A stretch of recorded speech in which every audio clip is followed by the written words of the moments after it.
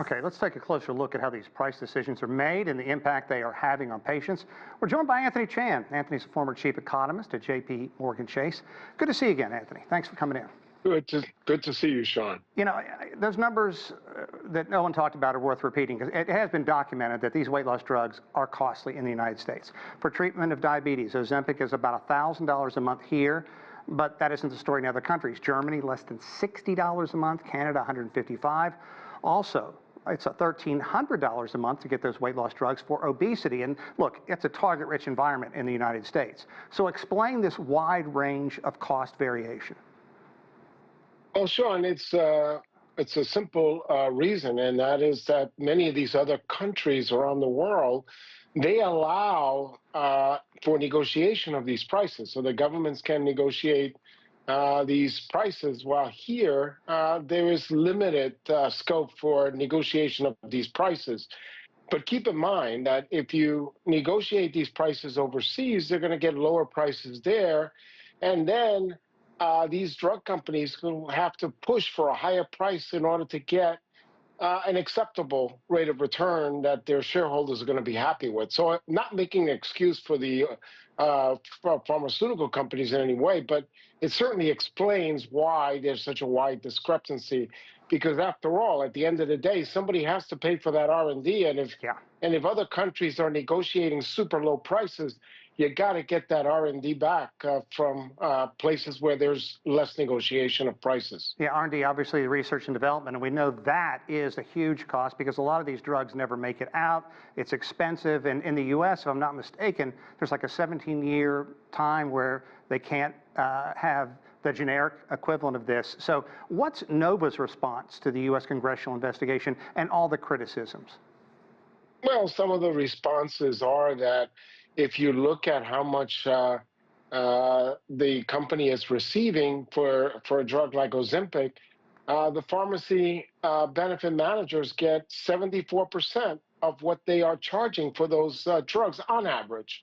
And of course, those numbers are even lower for other pharmaceutical drugs. But again, the pharmacy benefit managers are getting a big chunk of that money. And so they feel that somehow some attention should be paid to those PBAs. Yeah. Let's talk about Novo's profits from these drugs, because a recent Yale study is showing that these drugs can be produced at a profit and patients charge substantially less money here. Is that going to go anywhere? Well, I think that that is certainly a valid point. But as the drug company said, just to even get that drug into the market is, in the testimony you heard today, was going to cost about $30 billion to do that. So when you hear those big numbers, you obviously have to recoup some of that money. There is no question that these companies are making money, and they're making perhaps more money than we would like them to make, but these costs have to be in some way recouped.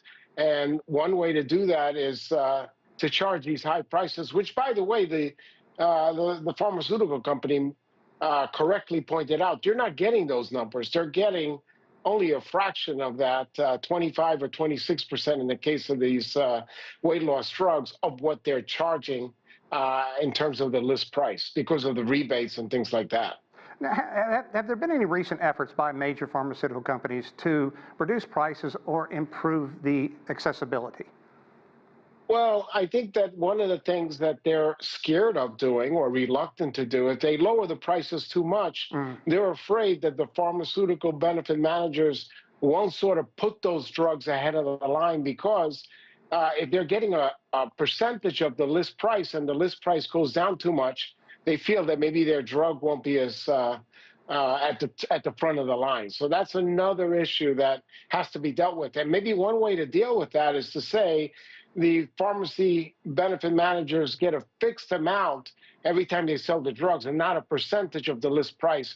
Because if it's a percentage of the list price, then there's an incentive to keep those prices high in order to be at the front of the line. Yeah, Wegovy, Ozempic, the big darlings right now, but let's kind of broaden it.